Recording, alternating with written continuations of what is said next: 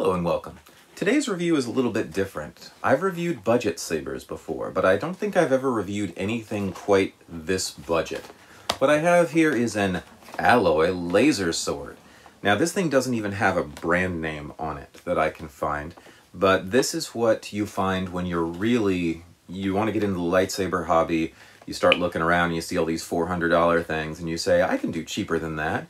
You go to LGT and you start, or LGT or TXQ sabers, and you see the $100 to $200 things, and then this thing comes across Amazon and it's 50 bucks for 2 lightsabers, or like 55 or something like that. And that's super budget. I don't think I've seen anything quite on that price point. So let's look at what you get if you take the cheapest route that you can to get to a metal lightsaber. All right, inside this box, there is a manual that's super unhelpful because all it really does is tell you how to screw the thing together. The fact that it names one of the buttons, the silent mode button, tells you how it works, but the rest of it is not explained in here at all. The manual, however, is hilarious.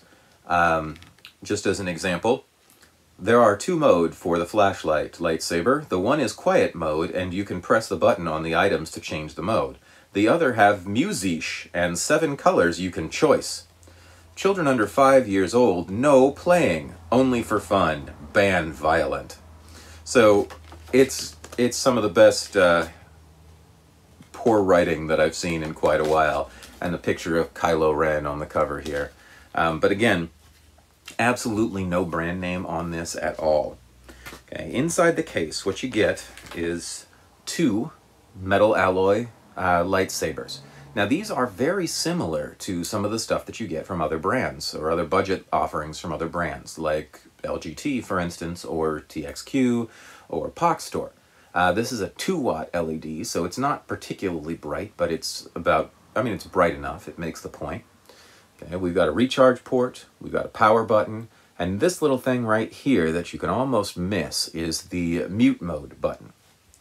You get 2 of them together with a coupler, and like in some of the others that I have reviewed, like the Kyber's saber, the pommel is its own creature right here, and it's a threaded pommel, so you don't have to, like with an Ultra Sabers or Saber Forge, you have to unscrew the pommel and screw on the coupler. With this one, the coupler screws right into the bottom of the pommel. Alright, so you get 2 of these, and they screw together fairly easily. The alignment is off. You'd have to get an O-ring if you wanted the buttons to line up, so they don't really. But again, what would you expect? The blades and the emitters come pre-assembled. Set screw is right there, so it's a standard 2 set screw design. The bite on the set screws is fairly shallow. The blade does have blade diffusion film in it, and the blades screw right in right there. This is a 7/8 inch blade, so I could pop this out and pop any other 7/8 inch blade in there. I checked and it is standard 7/8 inch blade stock.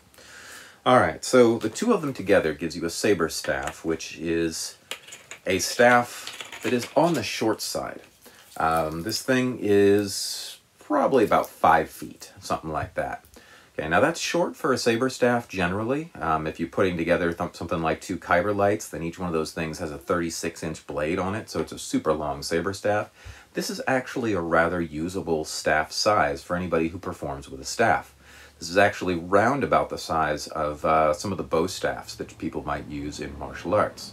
In terms of durability, this thing is fairly durable. I mean, the electronics are cheesy, and I'll show you that in just a moment. But it's fairly durable, and it's fairly well designed, and it's definitely usable. In terms of the sabers themselves, these blades, I believe, are somewhere around 24 inches, I would guess. So this is about a 2-foot blade. The overall thing is fairly short. But again, if you're looking at actual martial arts gear, this is about the size of a lot of the practice swords or sticks that you use in things like Kali or Taekwondo. So it's a very usable size. It's a nice balance. The tips on these things are, again, kind of cheesy, but well glued and seem to stay in there pretty well. So let me get to the function of them. we've got that mute button here, which doesn't do anything if you press it before the saber's on. We've got the power button and the recharge port. To turn it on, I just hit it, and there we go. So we have very low budget sound effects.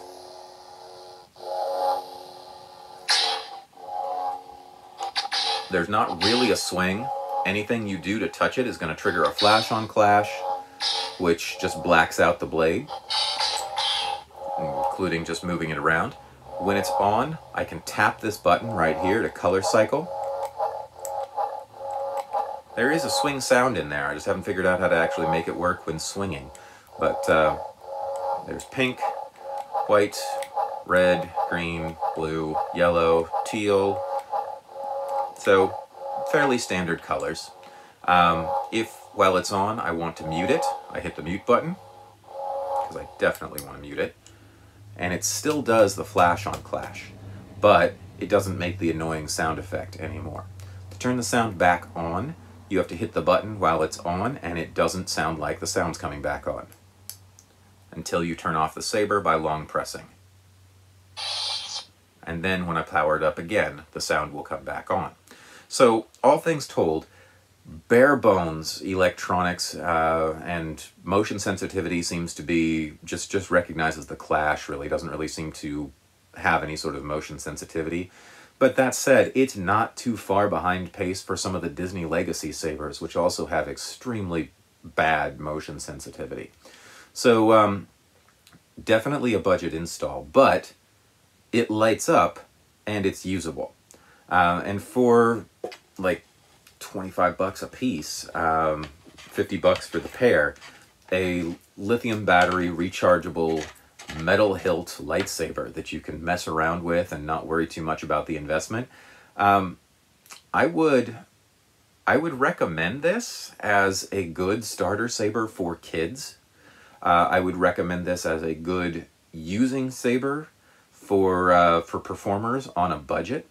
I would definitely recommend not trying to use the sound function, just treat it like it's a stunt saber.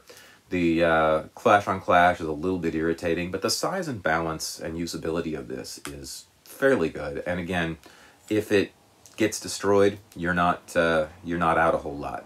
All the electronics are secured with a variety of set screws right here, so if you want to try to troubleshoot it, you can slide all the electronics out, and it's a budget kit very similar to what you find in a Kyojin from POC Store in terms of design and layout, but cheesier.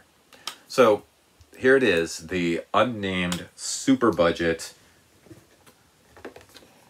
alloy laser sword from the dark recesses of the internet. If you order one of these, this is what you're getting. I've seen them for as much as $100 for a pair. I've seen them for as little as $50. This one was around $50. So if you're looking for such a thing, shop around, find a good price on it, and realize that this is what you're getting. It's probably not worth $100, but totally worth $50. All right, hopefully this review has been of use to you. If it has, join me back for more, and I'll see you next time.